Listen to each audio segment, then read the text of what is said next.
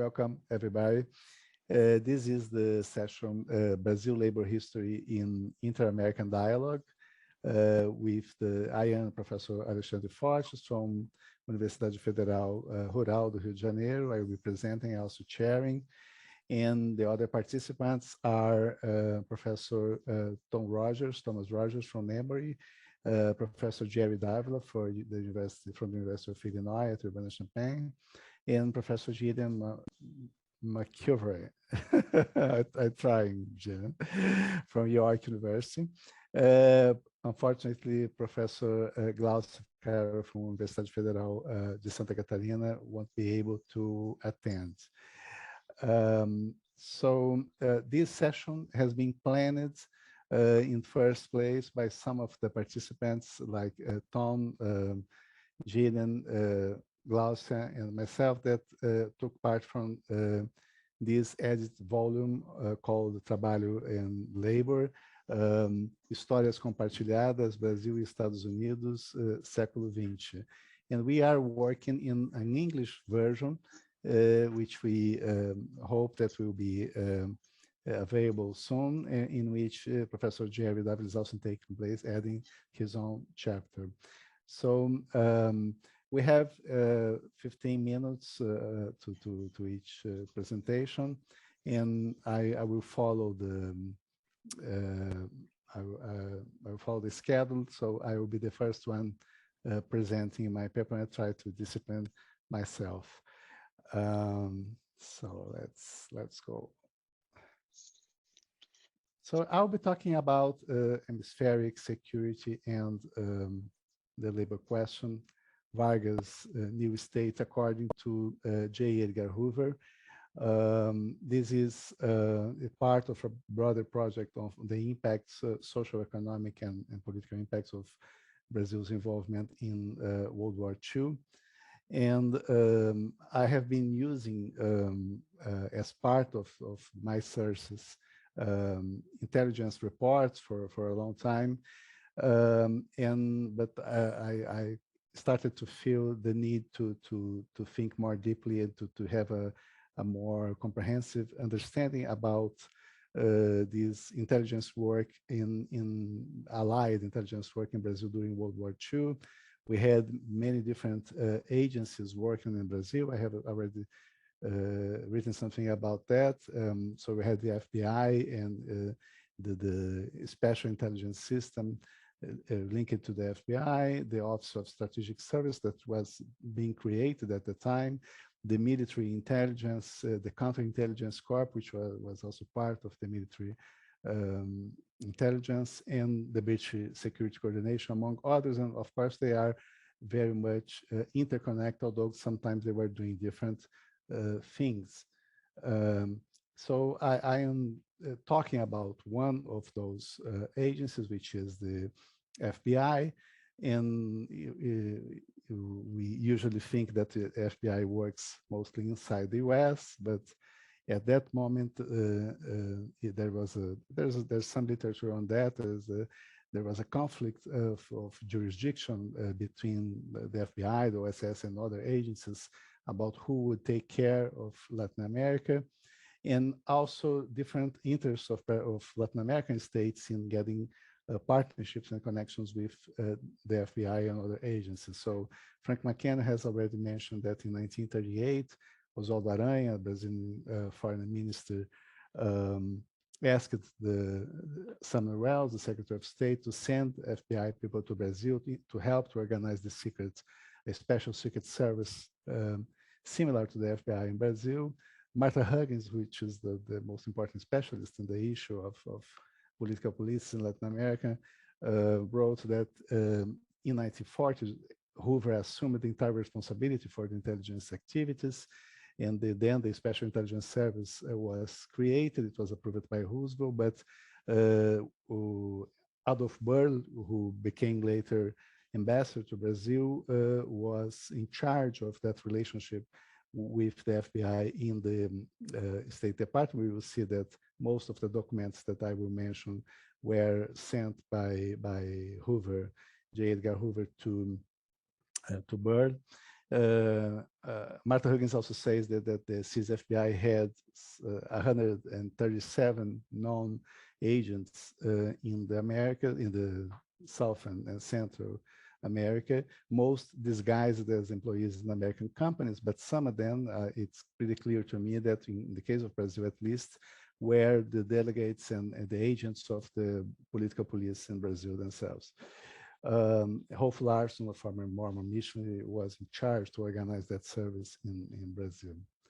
So Hoover is, as everybody knows, a almost mythical character. It's the first time that I deal in my historical research with someone who has been, impersonated by Leonardo DiCaprio in a movie. So it's really important not to get too much involved with the character, which is a larger than life character, as Americans know better than us. I think it's important to take into consideration the geopolitical context in which this intelligence work is taking place. There was a tension that to which the OSS pointed very clearly in November 1941, so before the US even entered World War II, about which was pretty much connected to the fact that the need to establish bases in northeastern Brazil created a tension between the good neighbor policy and the need to have armed forces placed on the territory of of a Latin American state. So I think it's important to take that into consideration. It's a moment, as everybody knows, of consolidation of the US as a global power, the time in which people were talking about the American century and etc. So it's a very important conjuncture.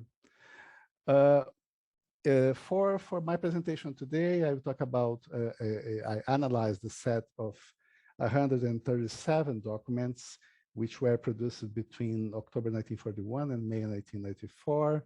They are, I found them at the National Archives in two record groups, the records of the Army staff and the records of the War Department General and Special Staffs.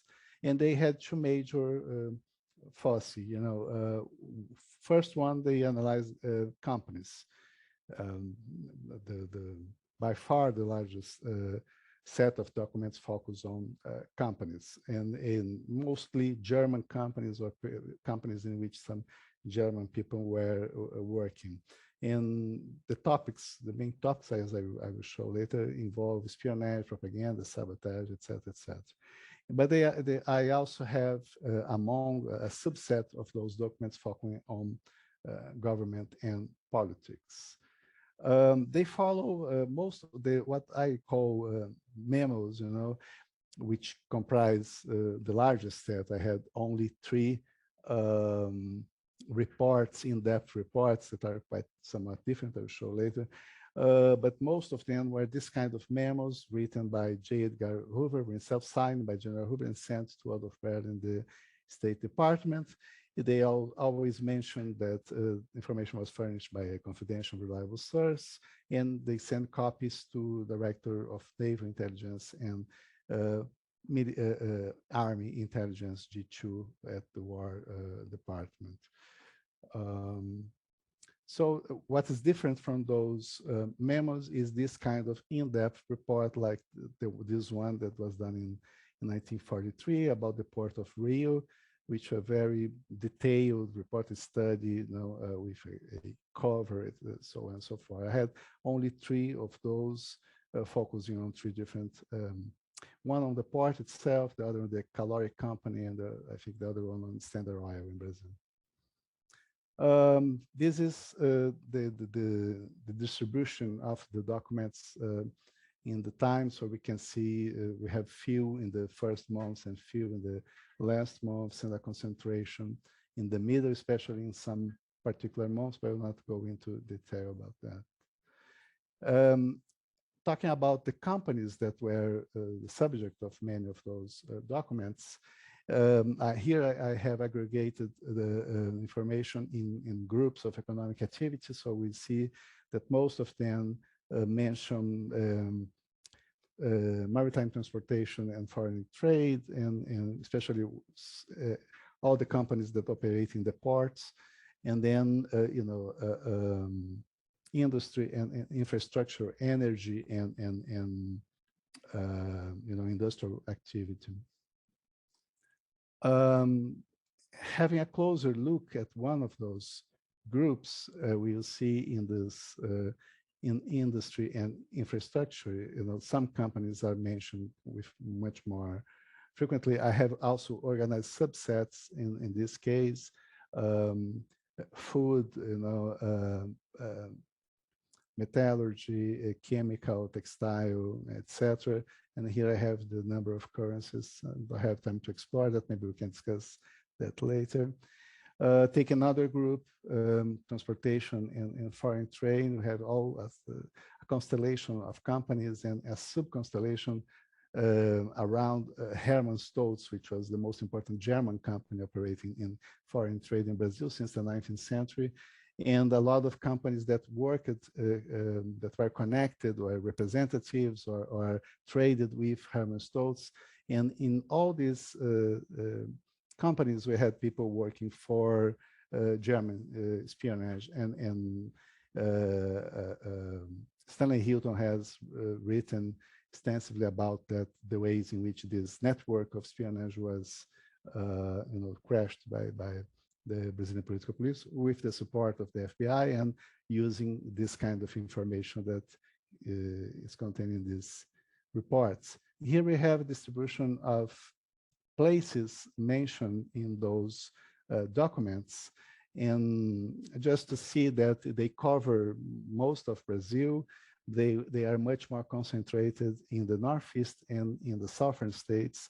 In the Northeast because of the geopolitical importance of the bases and all the role that the Brazilian Northeast played in the war from the logistical point of view. And in the southern parts of Brazil, because of the high concentration of immigrants, German and Italian immigrants, mostly German, were being, monitored in this case. Some of the topics I get a small set of documents and just to analyze what are the content, what are people talking about. And I aggregated the specific issues mentioned in some groups here, like fascism and anti-fascism, tension between Brazilians and North Americans, imprisonment and concentration camps to which the so-called Axis subjects were sent, in capital and labor relationships in the context of war, clandestine actions, pro-Axis clandestine actions, and so on and so forth. So I got lost in the time. Do you know how much have I already talked, used of the time? I think I thought I have to finish. You've spoken about 10 minutes? Yeah. I think 10 minutes. So I just mentioned, I would, if I had more time, I'd talk more about two documents. One of them focusing on labor capital citizenship and patriotism in war times. And I'm talking about a memo that Hoover got from the CLAH political police, in which he discusses the destruction of the properties of the Lundgren companies, the Lojas Pernambucanas, in different cities of Ceará. And that was caused because of the strong reaction of the popular masses against the German managers of those stores. And he got these antecedents from many years before what happened when Brazil declared war against Germany in 1942. So I can't go on this, but another topic is quite different, is mentioned by Hoover to Burl, is the discussion about why did Getúlio Vargas, after firing Felinto Miller, the most notorious pro-Axis member of his government, from the police, from as head, Felinto Miller was the head of the political police for a long time. He was dismissed in July of 1942, and in 1943 he was named the president of the National Labor Relations Council. And so this is a very interesting document in which Hoover explains to Byrd that he intends that Vargas is doing something very similar to what he doesn't mention Churchill, but he mentioned Vargas is creating a social security system from womb to tomb. A few months later, then Churchill has used the expression from the cradle to the grave. So I think it's a really interesting document to understand the discussions that were going on at that moment about what is the place of Vargas in this new international order, specifically in what relates to labor and social security. So my guiding question I'm trying to finish is that taking a look at this document. So why and how did so many details about the actions, beliefs, and loyalties of individual workers, businessmen, military officers, and politicians in Brazil matter for decision makers in Washington? I think we have to think about the strategic connections between the war, during the war after, between economy and defense. Think about companies in the space of ideological conflict. Think that the new international system of post-war II was already being discussed, as we could see in that last document. That was also thinking about the last document, a moment of change in the nature of the nation state, in this debate about what would be the social citizenship of the post-war states. New standards for labor relations, social security are being discussed.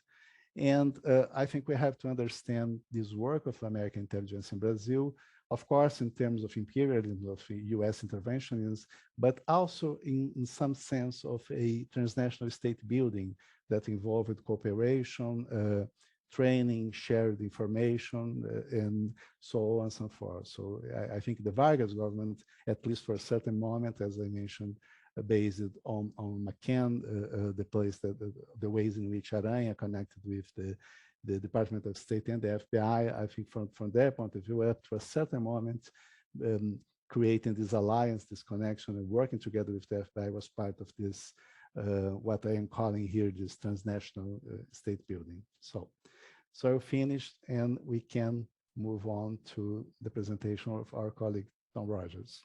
Thank you, Tom. Thanks, Alexandre. That was fascinating, and look forward to discussing it. So the paper that I'm giving is actually a paper from Jillian and myself together. So it's nice, of course, that she's serving as commentator, because she's sort of simultaneously presenter and commentator in the dynamics of this panel. And so I'm going to be saying we all along through here, referring to the two of us. Hey, Jennifer, good to see you. So the title of our the title of the paper is "Real Labor Movements, Imagined Revolutions: The Northeastern Brazilian Sugar Zone Through U.S. Eyes, 1955 to 1964." And what we're talking about is this phase when coastal northeastern Brazil, centered particularly around the sugar growing region, and especially in the state of Pernambuco, experienced really high profile rural peasant and farm worker organization and mobilization. So the area received a great deal of national and international attention, especially from 1960 onward, and it loomed large in the anxieties of the military, and figured into their decision to overthrow the democratic government of João Goulart in April of 1964.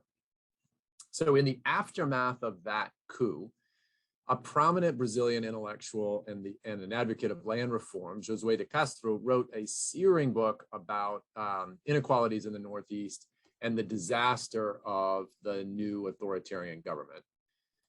He began the book on the very first page, well, subsequent to the preface, with an interesting analogy to Brazil's beginnings as a Portuguese colony.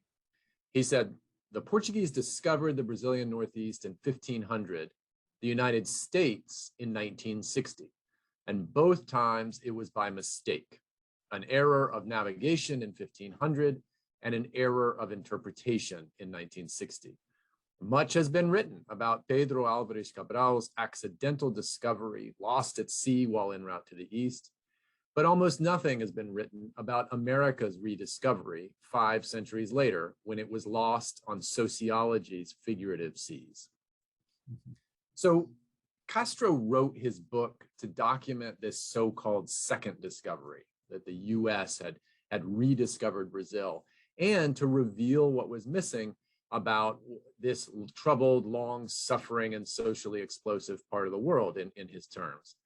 So what Jillian and I have done in our paper is a parallel project in some ways. We have taken seriously this idea that US observers misinterpreted what they thought they were seeing in the Brazilian Northeast in 1960 and afterwards. So Castro's is a very important book, informed by a lifetime of work as a physician, a geographer, a combatant against hunger, and an advocate for the working class. And what makes our project different is that it draws heavily on the documentation produced by US diplomatic staff in Brazil at the time. So one way to characterize the US error of interpretation is that they looked at rural workers organizing and they saw revolution. Another way of characterizing it is that they were looking for revolution and they discovered Brazil, because they thought they were seeing a revolution in progress.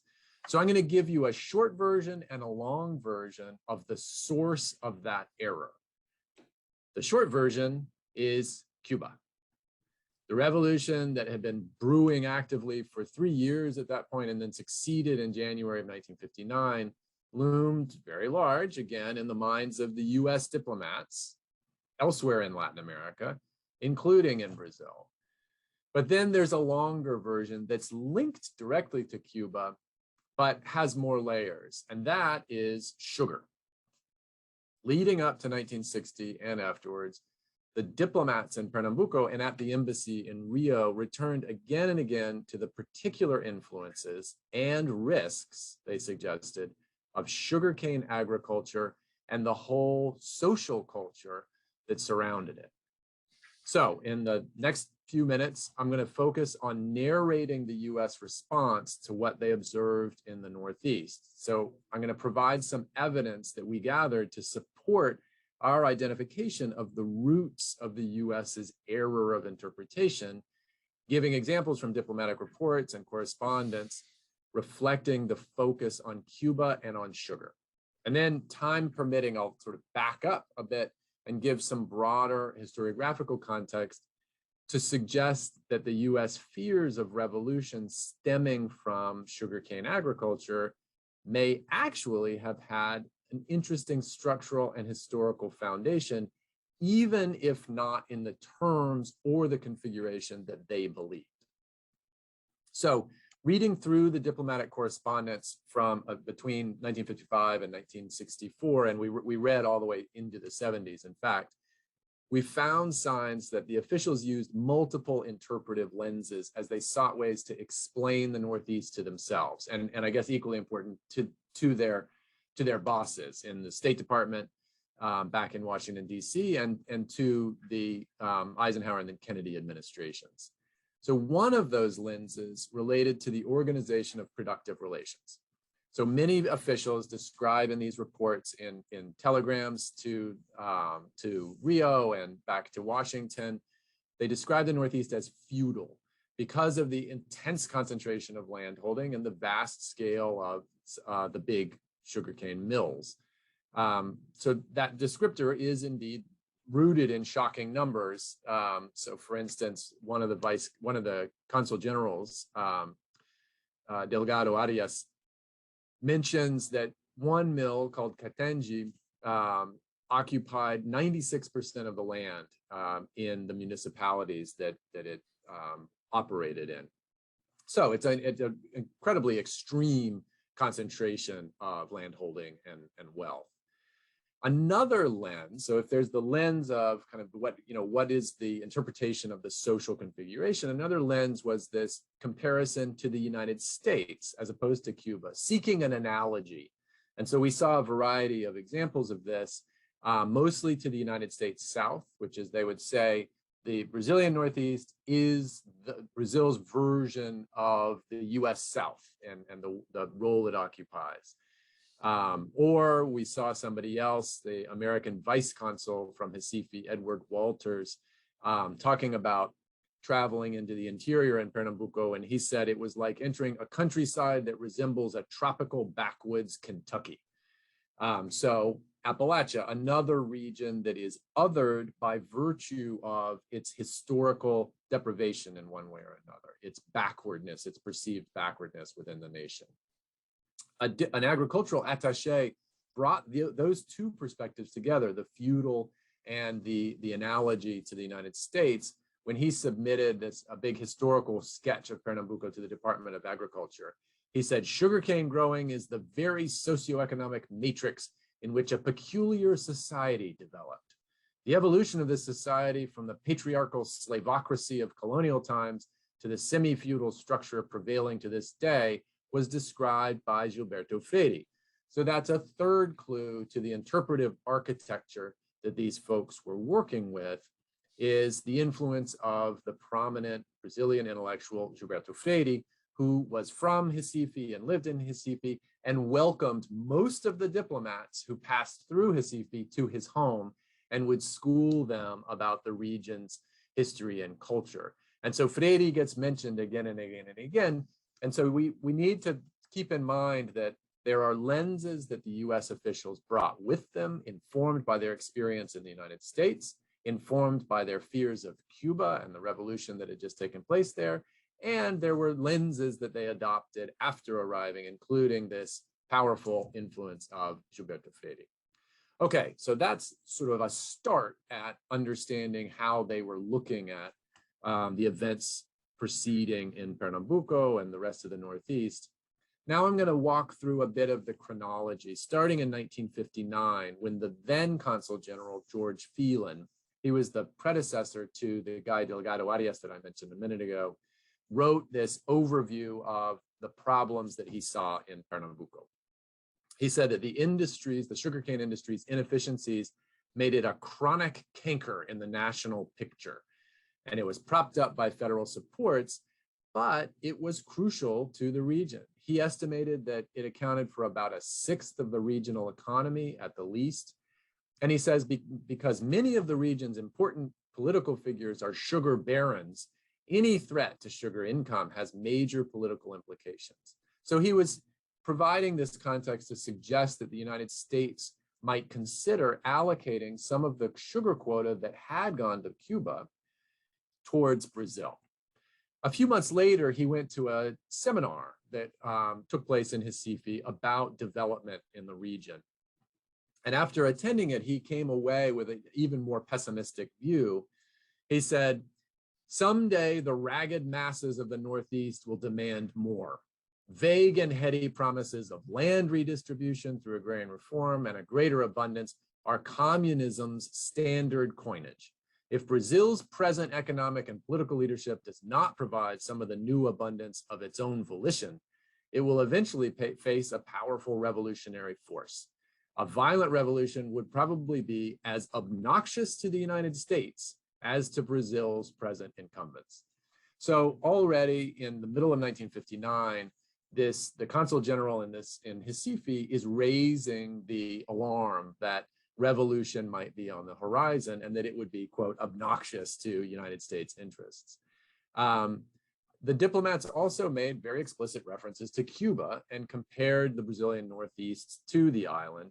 So we have a string of correspondence that makes these direct comparisons. So Delgado Arias, the guy who replaced George Phelan in 1960, had an extended, in that year, in 1960, had an extended description of the comparisons between the way the sugarcane calendar looked in Brazil versus the way the calendar operated in Cuba, thinking especially about the so-called dead period, the in between harvests, which was a time of privation for workers. And he obviously wouldn't make that comparison if Cuba wasn't such an urgent issue at the time. And then, of course, again in 1960, the activities of certain politicians in Brazil give these diplomats apparent reason to be even more worried about Cuba, which is the leading presidential candidate, Jânio Quadros, and one of the most prominent rural leaders in the Northeast, Francisco Julião, traveled to Cuba together. So that produced a flurry of reports. Those would come back in 1961 when Julian made an additional 2 visits to the island, increasing the US worries. So also in 1961, the State Department circulated a questionnaire seeking to understand the impact of Castro in Brazil. So the embassy sent responses, and the officials noted that Castro was seen as a messiah among Pernambucan peasants, who did not, in fact, mention Julian's name. A couple of years later, a US anthropologist was doing research in the region and found the exact opposite. He found that peasants revered Julian, but had not even heard of Castro. But it was an indication of, again, this interpretive lens that the diplomats were carrying around with them and using to read what the activities in the region, that they were so preoccupied by Castro as this example, a foreign leader who would be seen as a kind of a messiah or an example for what they might do. A different vice consul filed a report in 1962 when he visited one of the sites of peasant organizing, the Engenho Galilea, that had been the sort of one of the incubating moments of the Peasant League organization. And he reported that the peasants there regarded Julian as a, quote, demigod. I think the religious imagery of the so-called Messiah reputation of Castro, the demigod reputation of Julian, is telling in some ways. But he wasn't sure if Julian would be a persistent political force. He noted that Julian's trip to Cuba, afterwards, the leader had branched out to assume command of the local pro-Fidel Castro and Cuba movement, tying it very neatly in with his Liga activities. At the end of that year, in 1961, the embassy was asked to prep a report for a Kennedy envoy who was visiting Brazil, and they struck a fairly dire tone. They said all of the ingredients necessary for a revolution are present in the Northeast. Large, poverty-stricken urban and rural masses, oppressive social conditions, harsh economic and natural conditions, limited opportunities, et cetera, et cetera, et cetera. The one new element, the fuse, is the type of dedicated revolutionary leadership, the spirit now present and being developed in the Northeast.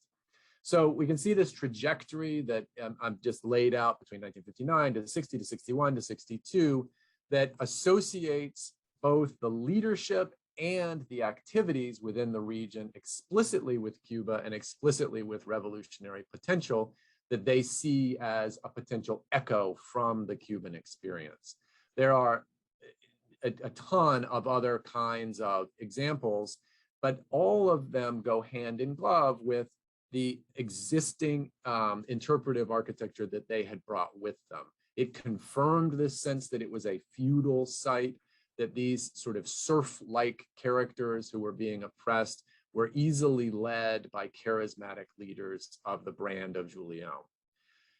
Interestingly, they were getting kind of countervailing evidence to some of these interpretations, even as they were sending these reports to Washington. So another thing from 1962 is that a Washington-based research company carried out a survey of political attitudes among a national sample of urban voters in Brazil, and they asked their opinions about national priorities and leaders. And among other interesting findings, they found that the great majority of those interviewed, 70%, were unable to even identify Peasant League leader Francisco Julian. But as political scientist Ruth Leacock noted, there's no indication that the White House or State Department analysts paid any attention to this revealing survey. So another piece of evidence that tells us that not only did they bring a particular interpretive architecture, but they were quite attached to it, and that even countervailing evidence was not likely to budge them from the interpretations that they had made.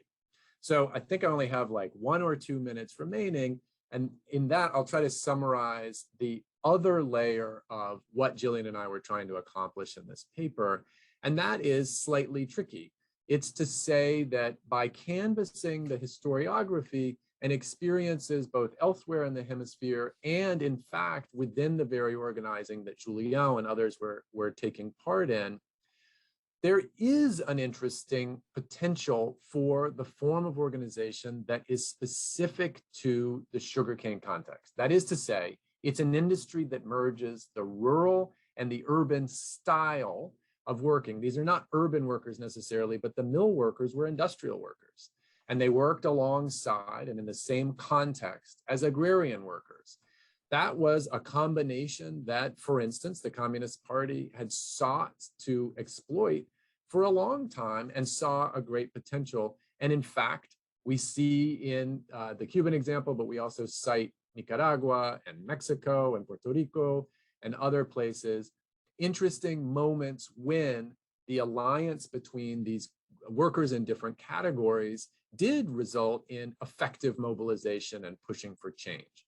Not the explosive revolution that the US observers thought they were anticipating, but an interesting pattern nonetheless. And so by tracking these interpretations of these US diplomats, we found it an interesting opportunity to sort of canvass the experiences of sugarcane workers around the hemisphere, both under US surveillance and not, and to see interesting potential for the forms of organization that they both practiced and could have practiced. All right, thanks very much. Okay, thank you, Tom. Hi, Jerry.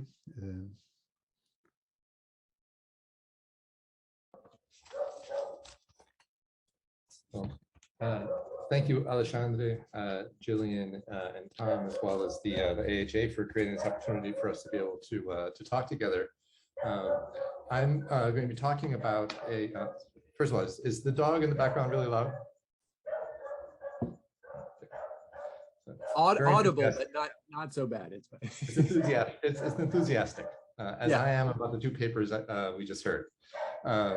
So I'm going to present a paper that's part of a larger project about legal cases brought by people against acts of racial discrimination.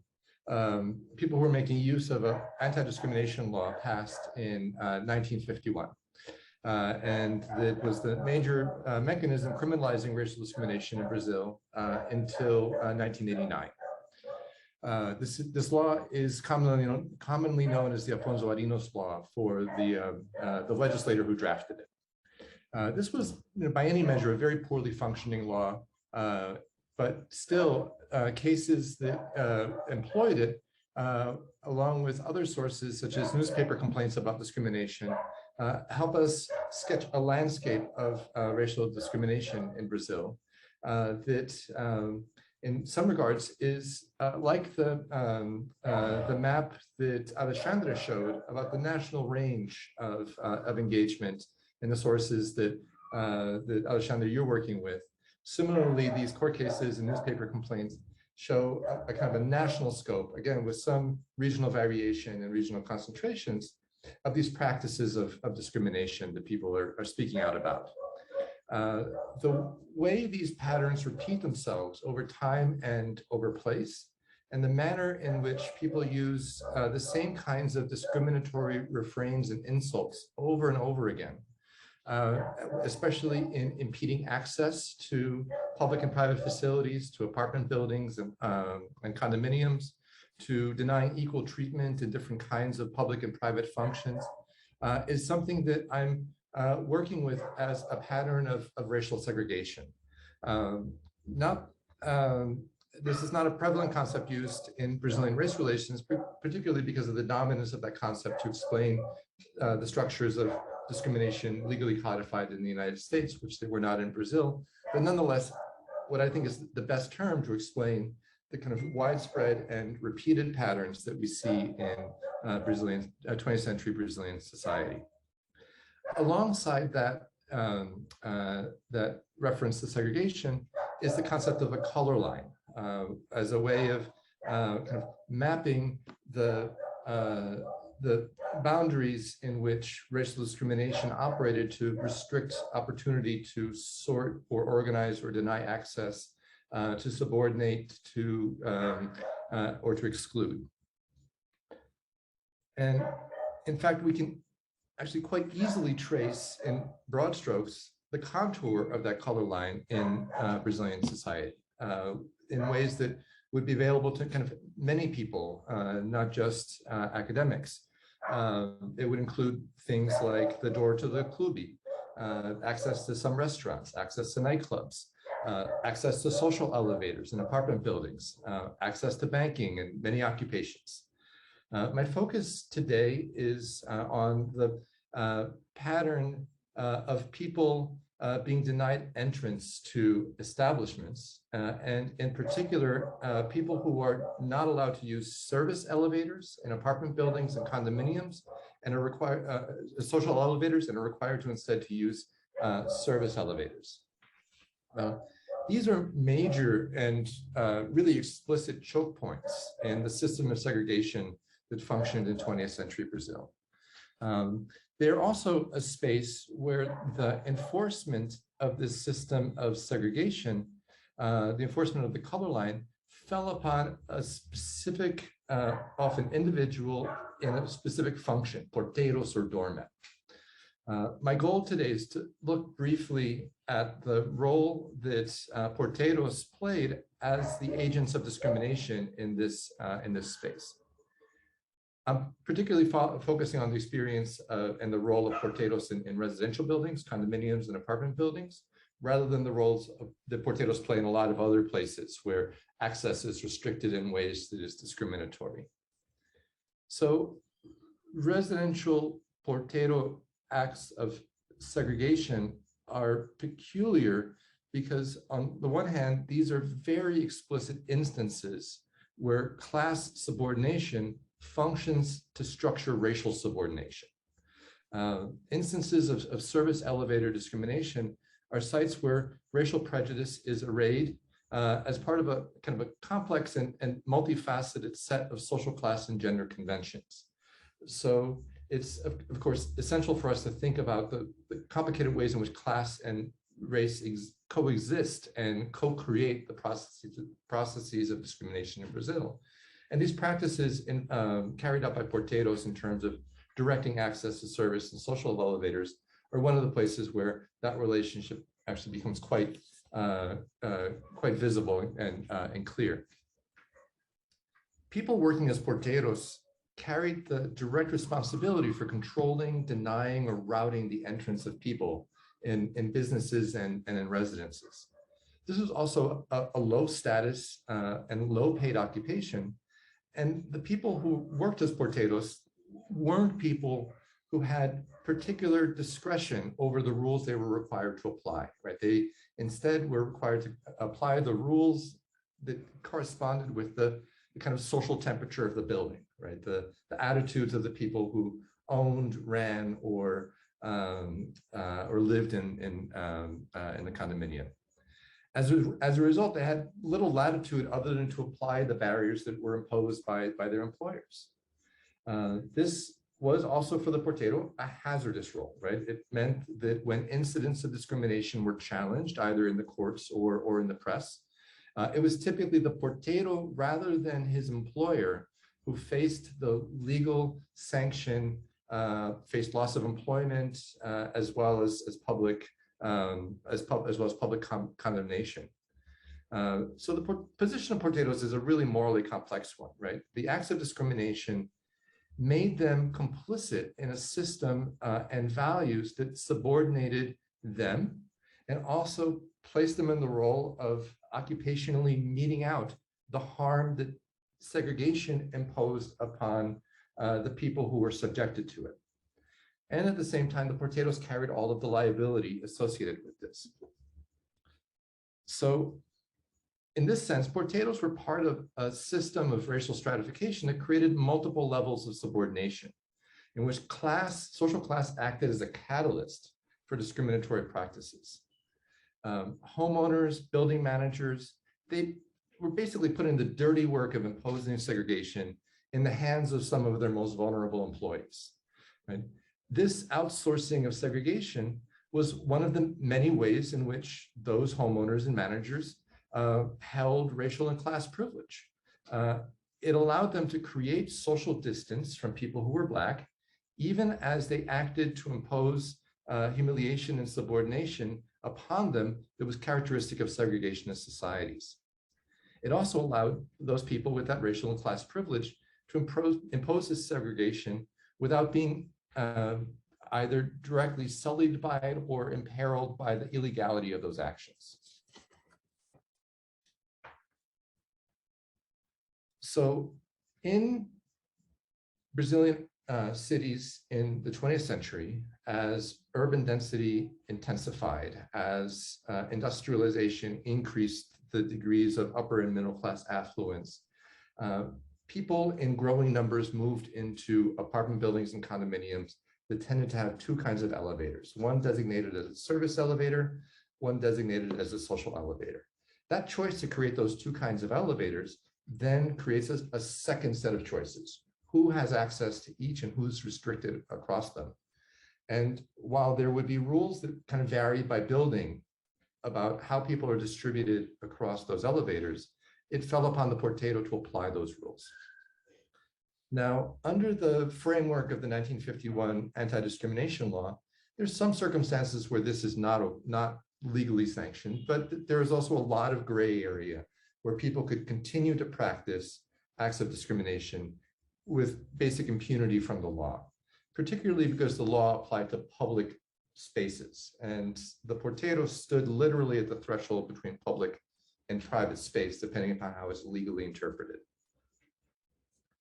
Nonetheless, with the existence of this 1951 anti-discrimination law, it created a clear moral framework that nonetheless placed restrictions like this in the category of kind of not morally acceptable behavior. So even if it didn't create legal jeopardy, it created a kind of public and moral jeopardy.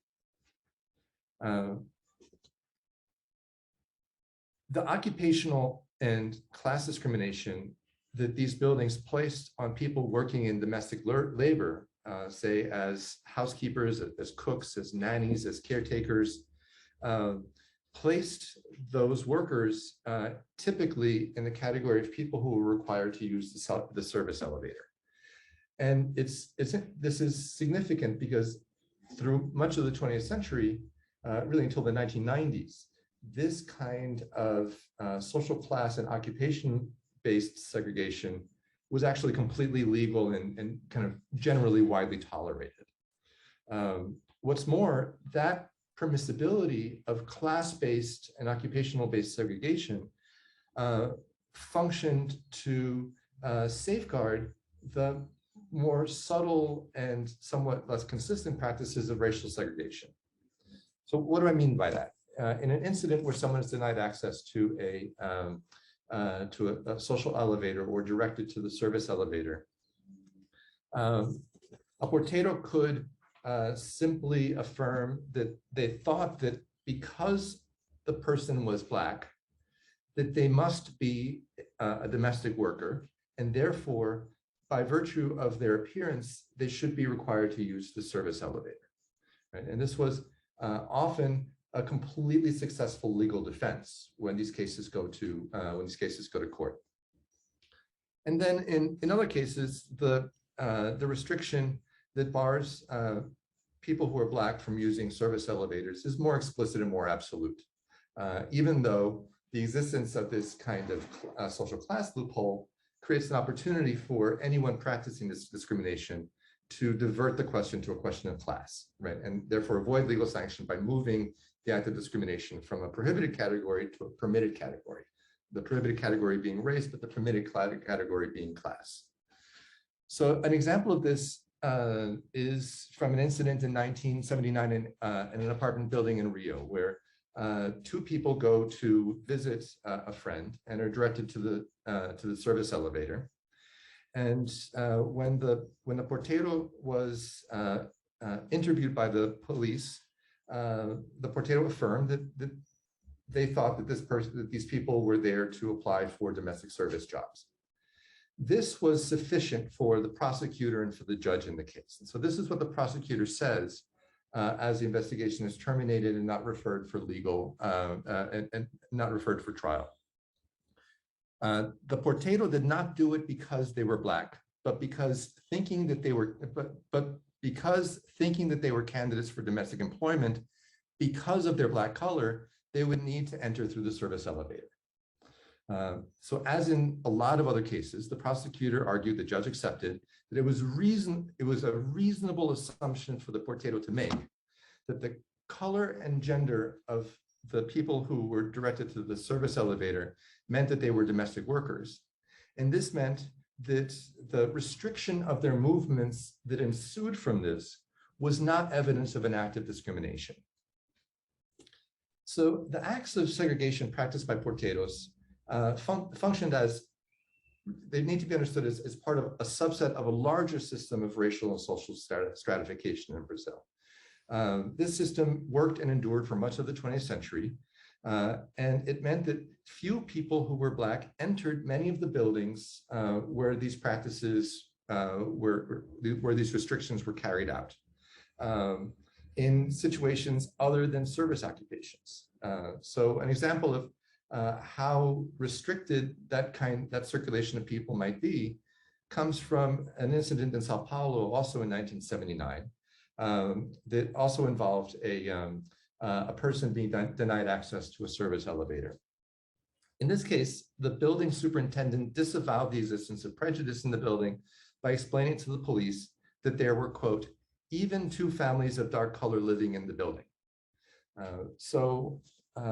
When you take a look at the building and you count the number of floors and the number of apartments per floor, then what this means is that by the superintendent's calculation, 2.4% of residents of the building fit into this category in a city where 1 out of 4 people were Black. Another really important characteristic here is that this was an unevenly practiced form of segregation. So those residents, for instance, would not have faced discrimination in access to building facilities like the social elevator, nor would people who were well known or to be perceived of high social status. Instead, this color line was applied variably along ranges of gender, of age, of markers of social class in aspects such as dress or manner of speech. This made the practice of discrimination, of this dissimulated racial segregation based on explicit social class segregation, an open secret. It meant that the people most commonly subjected to it because of their occupational roles were not in a position to protest against it because their employment depended upon kind of coexisting with that system or within that system.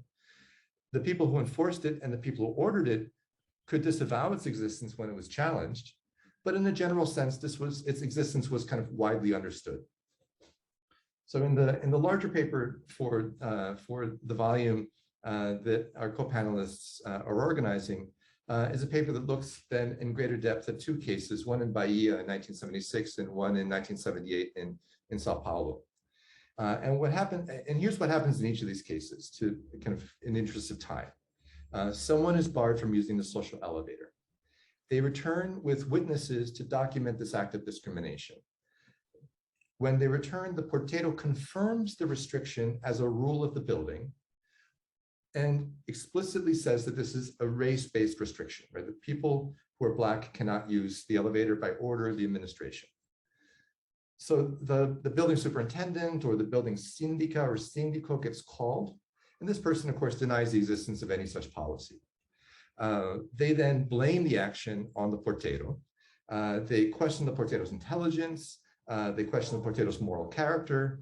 In one of the cases, the Portato is immediately fired, and in the other case, the building superintendent invites the victim to denounce the Portato to the police. So I want to conclude with the following 2 points. The first one is that the performance of segregationist practices in social and service elevators show us the fluid ways in which segregation was applied and the roles of gender and social class in structuring it. So this is not to say that this is a simple equation of men who are Portatos engaging in actions that subordinate women who are attributed domestic labor roles. But there are multiple levels of gender subordination here. that are compounded by the low social status of the Portato, which meant that they were also browbeat and humiliated, typically when these cases become public. The role of social class is even more multiple, right? The Portato's low social standing and occupation put them in situations of meting out harm and of facing jeopardy. In turn, Portatos were also interpreting and often reducing the perceived social class of the people who entered the building because they were Black, and in particular, if they were women. The second point is that this experience shows something about the patterns of racism and its criminalization in Brazil. A way to highlight that pattern is to compare it with the United States. In the United States, the system of civil rights legislation that began to be built in the 1960s and has been largely dismantled over the past 20 years was built to address systemic racism, access for categories of people to collective experiences, such as the right to vote or to enter facilities, the right to secure access to banking, and so on. Meanwhile, the individual acts of prejudice and discrimination are not largely criminalized or penalized in the United States. So for instance, someone like Don Imus, the radio host, might be fired for using racial slurs, but wouldn't face criminal sanction for that. In Brazil, Don Imus would. Joe Rogan may or may not lose his Spotify contract for using racial slurs, but in Brazil, this would be a legally actioned infraction. Here in Brazil, the opposite is true. Legal sanction falls not on institutions or its practices, not on the condominium and its supervisors or its residents, but on individuals. And that individual sanction is likeliest to fall upon the person most vulnerable and least availed of defense within that system, which in the context of these cases is the Portatos. So thank you very much. Thank you, Jerry. So now we can ask Gillian to offer us her commentaries. Hi, Gillian.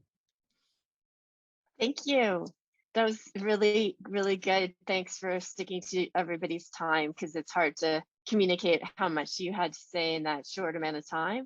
And I thought that it was interesting how much the first two papers were really explicitly working with US documentation. And then Jerry, you beat me to my question, which was going to be like, how does this US fit into this? So your kind of final reflection is really interesting, because it's more like a structural comparison of how race is being addressed, either systematic or, you know, as a like system in the US case versus this kind of individual treatment in the Brazilian case. I was curious if in any of the cases you looked at, they did explicitly mention the United States to say like, we're not like the United States, or if that's just something academics do. The sociologist that Tom was complaining about in his introduction. So yeah, that's my tiny question for you, Jerry. For Alexandre, I really found it fascinating, your usage of spatial like data. I thought it was really interesting the way, because I'm sure you're trying to make sense of a crazy amount of material from different sources. And I thought it was a cool idea, the way you have tried to organize it spatially by parts of Brazil, as well as relationships between people in Brazil. So I wondered if you could just talk a little bit more about the method that you're trying to use to get through all of this new material. I don't have a single question for Tom because I wrote the paper with Tom, but we have the benefit of Jennifer being with us. Jennifer, if you have any questions, it'd be awesome, because you actually haven't been as deeply involved in this project. Should I ask my questions, or do you guys want to go for it? It's okay. Okay. Well, first of all, you know, it's a joy being the sole attendee to a very awesome panel. So I have to say thank you for having me. I'm sorry, Alessandri, because I got here a little late, and so my question really for you has to echo. That's my dog. Has to echo Jillian's, which is, I mean, I just love how extensive the documents that you used are, and the questions that you asked at the end of your presentation just seem really have really broad reaching implications, and I just want, I guess, hear more about what more you're doing with that collection, or how you're pushing that project forward, because I think it sounds awesome. Tom, you know, I love it. As always, I'm always a fan. I love the kind of, I mean, the quote that you started off with the discovery of Brazil, and I guess I wonder if you could connect that a little bit more, talk a bit more about, you mentioned how basically they're threatening, or not threatening, but in 1959, all these American officials are saying like, hey, we might want to start paying attention to Brazil. We're probably going to redirect more of our sugar quota toward them in years to come, which of course they do. And so how does the sugar fears, I mean, that's a lot of what you're kind of getting at, but how does the sugar kind of connect to the economics of sugar interests in the United States, connect to these kind of growing fears? And of course, as you've already said, like, some of it they made up, but actually some of it was legitimate, right? And so how does Brazil, again, it kind of following Castro's quote, mistakenly, how does the US, as following Castro's quote, mistakenly get it right, perhaps, in Brazil, and what does that mean for kind of long-term policy or at least moving forward in the 60s? And then Jerry, I mean, you know, you kindly remind us of how racist Brazil can be.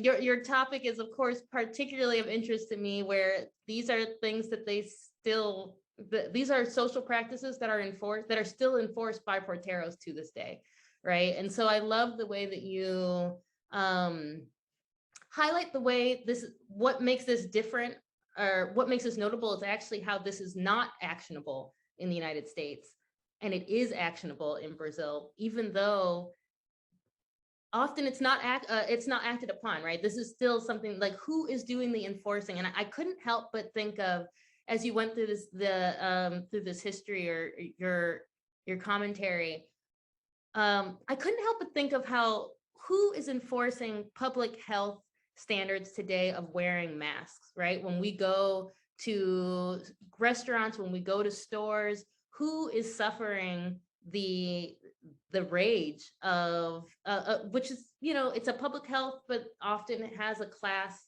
and I'm sure racial, but it seems to me more in the United States to be a class-based issue of wearing masks. And so again, I just love how you're highlighting the most sensitive populations are also the ones that are the frontline protectors of problematic public health or public practices. Who's enforcing the rules that the public has already kind of put in place, right?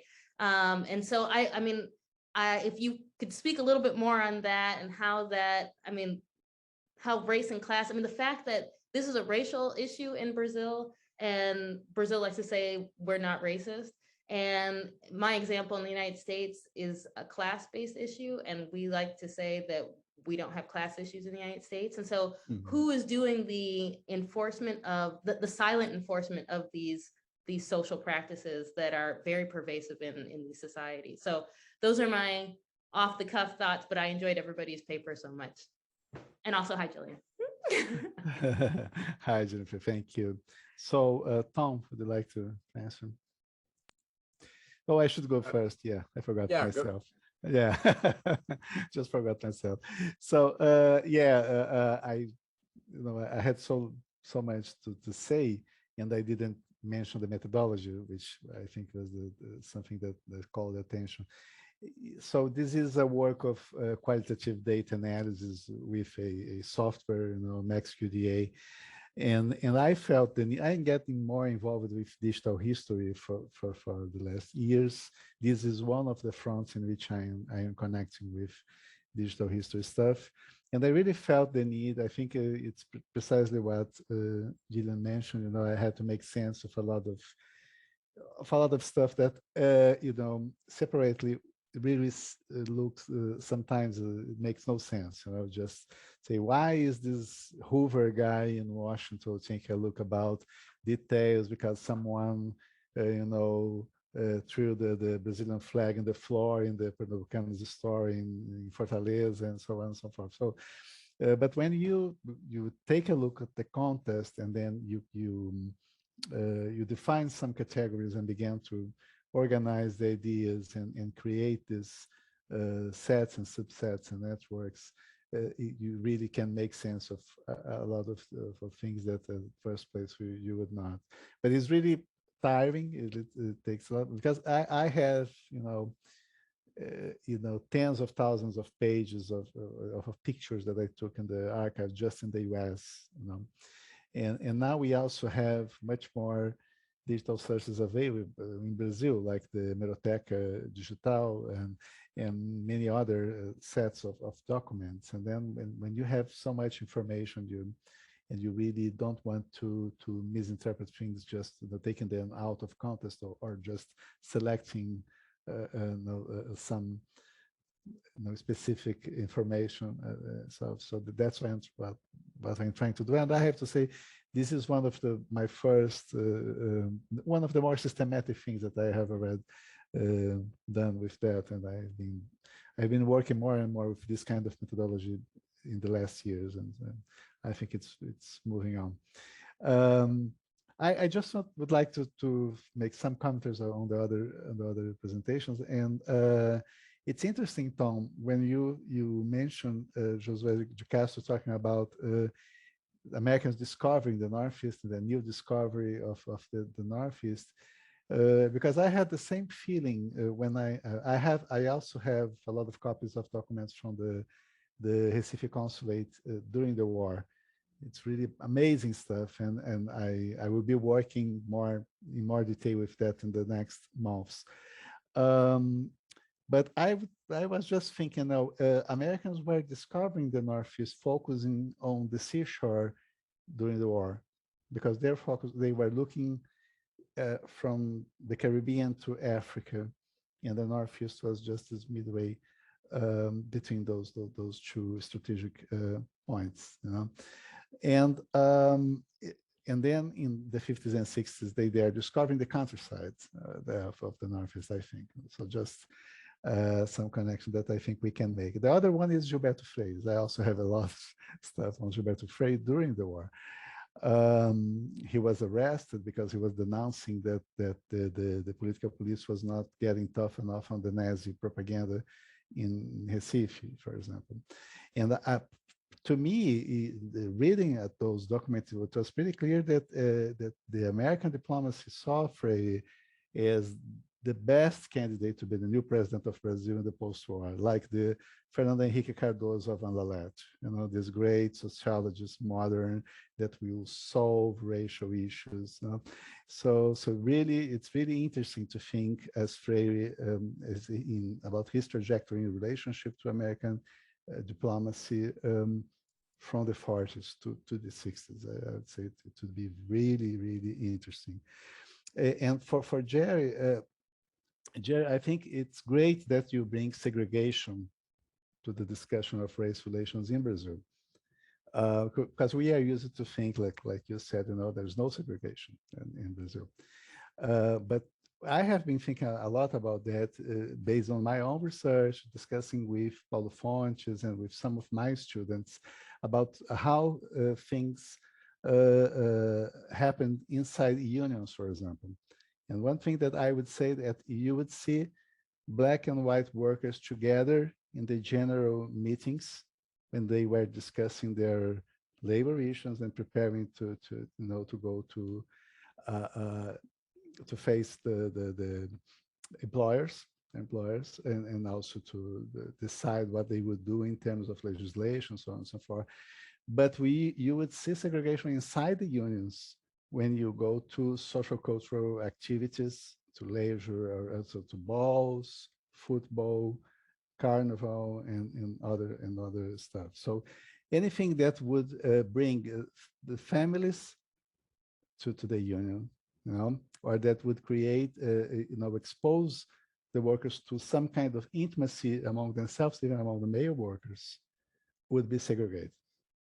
But if they wearing, social clothes and ties and jackets, they could be together in the same public space. So just something to think about, the ways in which, different ways in which segregation worked in spaces in Brazilian society, even inside unions, for example, that by some standards, I don't know if you are familiar with Beatriz Lohner's work on Pelotas and Rio Grande in the labor movement from the late 19th century to the first decades to the 20th century, because Lohner found that the unions were the places where Black and white workers were together, and they were not, because she followed the names and crossed the information, and she would see that she would even have a lens to understand who was Black inside the union, because that guy organized a Black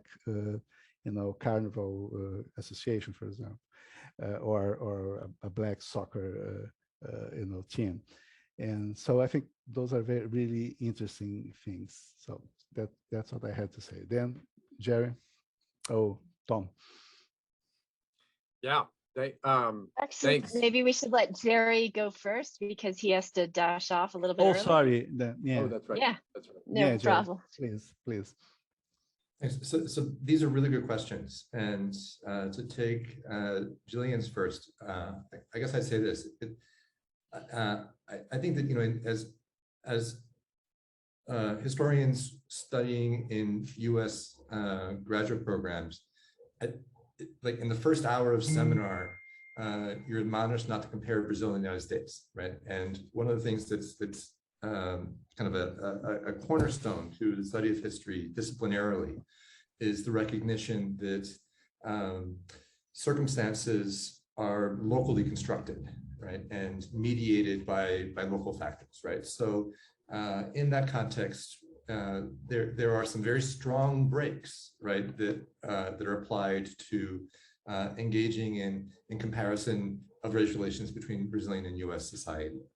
And in the course of the research I've been doing, I've found myself having to try to override those breaks, because there are very few sources that I'm working with of any kind in which the United States isn't invoked in some way, right? So ideas about the United States and what race relations are in the United States and how they're constructed similarly or differentially in Brazil, depending upon the interlocutors, is an ever-present element to debates about race, morality, the law, segregation, and rights, right? And this is something that that both has a Brazilian context, right?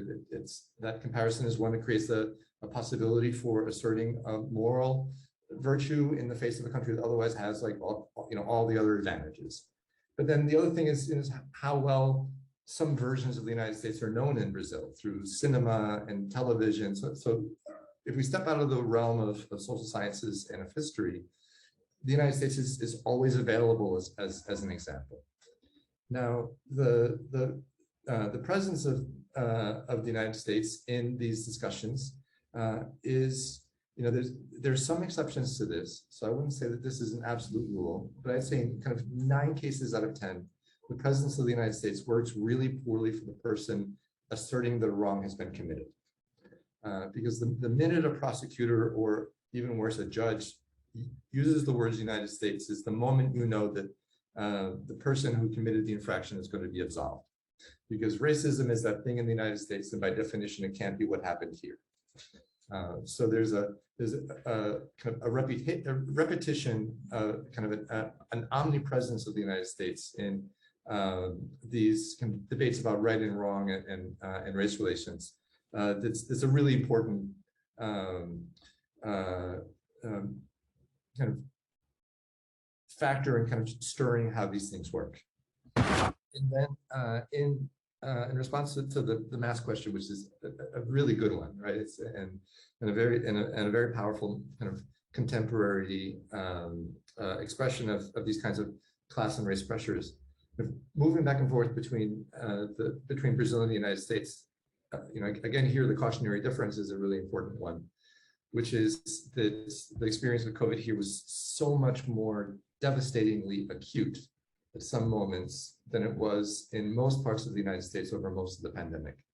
And that's kind of shaped perspectives and responses in a way that I think is really distinct.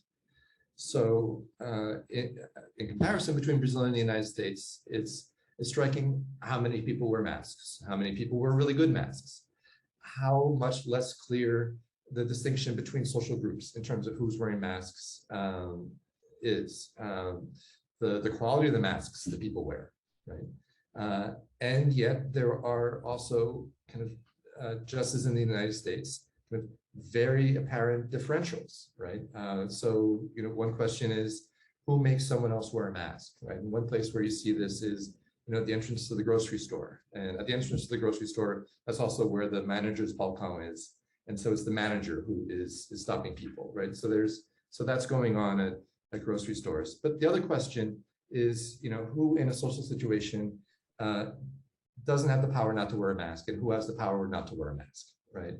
And so then, like in the United States, people who are in service roles interacting with people who are in privileged roles are people who are really kind of constrained to wear a mask, and the social differential between them is often manifests in the other person not feeling like a mask really enters into their role in the situation that they're in, right? Food delivery, interactions, and things like that. So, but Alexandre would have kind of a much more insight into this question than I would. Okay. Other commentaries? Yeah, I'll just say thanks. There's a lot of additional interesting questions and material that's already come up. Thanks so much, Jillian and Jennifer, for getting the questions started. And I'll just address the question, Jennifer, that you were posing about that, the kind of the politics and the approach surrounding the use of the sugar quota, particularly, and then thinking about it over time.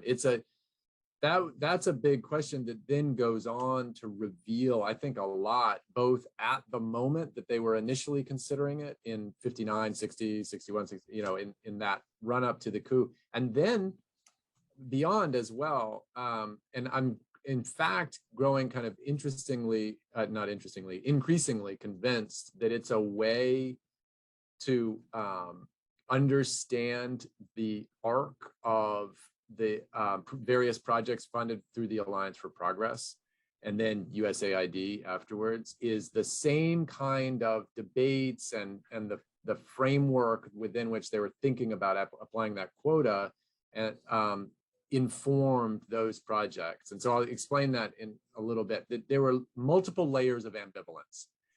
And there was the kind of national level, and then there was the regional level, because they're, of course, talking to Goulart and well, they're talking to Quadros initially, and they're pissed that Quadros is not like pursuing it with more alacrity. And then they're talking to Goulart about it. And they're expressing frustration about the two presidents' approaches to these discussions. I mean, I think they want them to be like, oh, thanks so much, this is fantastic. And that's not what they're hearing. And that goes back to their kind of the ways that they view the different groups in Brazil and who would benefit from the quotas. And so that's the regional perspective of it, is that the Recife folks keep on saying, if we're going to give them more of a quota, we need to have it with strings attached. We need to see some changes in these conditions. But that's also happening simultaneously, even sometimes in the same reports, with them expressing these kind of shocking levels of adherence or affiliation to the class group of the sugar producers, even as they're advocating for the interests of the sugar workers. So that one example from 62, I didn't mention it when I was talking before, but I feel like I have a different opportunity now, is from Delgado Arias, this guy who's the consul general. He's reporting about a meeting with an admiral, a local member of a local high naval official in Recife. And the admiral has come to him to express his anxieties about what's going on, and his frustrations that that what they're seeing is not being handled better. And so Delgado Arias, in writing to the embassy, says, as one of his sugar planter friends put it, and so this is the admiral's friend who's a mill owner, the revolution is already here. The planters see themselves surrounded by enemies and are virtually fighting a rearguard action. Whereas in the old days, the planters could rely on the espionage system of their mulatto mistresses to keep them informed of what was going on among the slaves and the workers. Now they're isolated from their people, who are easy prey of the agitators. And it's this kind of like, at what point did Delgado Arias stop reporting what the admiral was saying and kind of insert his own vision of history and the culture of the sugarcane region? It's not clear. Like, did the admiral say in the old days? It's not at all clear.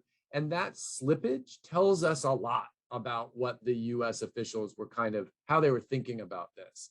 It fits Freirean discourse too. Delgado Arias made his pilgrimages out to Atipucos to talk to Freire, and this fits snugly within those Freirean discourses. But it's this collapsing of Brazilian history into, like, in the old days. I mean, the old days were not a decade ago, apparently, because he's mentioning their, like, slaves, keeping track of their slaves. So anyway, it's this, like, kind of shocking way of revealing the perspective of the US, even as Delgado Arias himself is saying, we need to have strings attached to this quota. We need them to promise that they're going to treat their workers better. So anyway, that's one little window into the big politics of applying that sugar quota. There's a PhD student in Recife right now, Arthur Victor Barros, who's studying the 63 through 66 period of Alliance for Progress funded projects that were linked to sugar. And that's another way of reminding ourselves of the serious contingency of what seems inevitable in some ways, that, like, well, the sugar barons kept their power and things remained the same. But there were periodically these moments of something different possibly happening, that the United States could in fact have catalyzed with, like, some of those alliance projects were, behind land reform and stuff like that, but that didn't come to pass. So that the sugar quota and the other kinds of levers that the United States was trying to employ were moments of, like, contingent possibility that then, in fact, didn't actually produce that much change, but are worthy of examination anyway. I want to jump in because I want to add to what Tom's saying, which is like there's this self-serving US thing of politically they were okay. Bye, Jerry. I do want to, I'll write you some comments, Jerry, because I think Alexandri's comment brought together, like, verticality of class and then the complexity of race within working class that you can add that in maybe, because I think that's, like, bringing it a whole other element. Yeah. Thank you for joining us. Good luck getting Jerry's in Brazil, for anybody watching this later that didn't know that. When he was saying here, he meant Brazil, not the US. Okay, bye, Jerry. Bye, Jerry. So yeah, just two last quick comments about, so I think there's politically, one of the more fascinating things in that document when they were discussing the sugar quota, it was, if I remember correctly, Sao Paulo industrialists who wrote a letter to diplomats to, like, the State Department and said, please give us the sugar quota. We need it desperately. Like, we're in bad economic straits. And they wrote back, someone was like, well, the United States is not thrilled. So it was the Kennedy administration. They were like, we don't like seeing your president with Nasser and like the unaligned movement, we want to see a clear alliance, at which point we'll consider it. So there was a political strategy to it that they would only give them the quota if they were clearly on the US side. And there were other people vying for it, like Trujillo and the Dominican Republic. They were like trying to get in on it. Once Cuba left, there were lots of other Latin American sugar producers that were mobilizing to get it.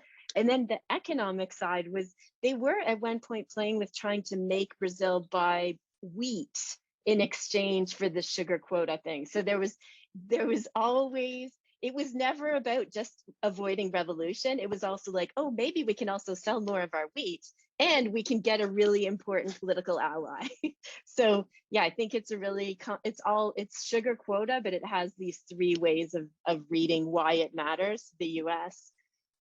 Well, thanks for participating, Jennifer, in our panel, and Alexandre, it was great to see you, and thank you, Tom, for presenting our paper. Thank you very much. I think we had a very, very interesting discussion, and for everybody who is going to watch this later, keep an eye on the forthcoming book on labor in Brazil and in the US. Oh yeah, you can show Jennifer the book. It's Trabalho y Labor. We're working on an English language version of the book. So yeah, great. Thank you. Yeah. Look forward to it. Okay. Nice. Bye bye. See everybody. Thank you, Bye bye.